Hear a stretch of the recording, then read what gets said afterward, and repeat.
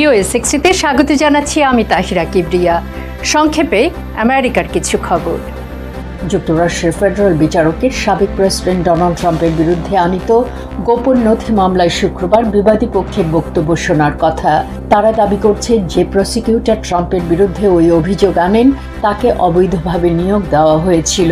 ট্রাম্পের আইনজীবী চাইছেন এই দাবির প্রেক্ষিতে মামলাটি যাতে বাতিল করা হয়।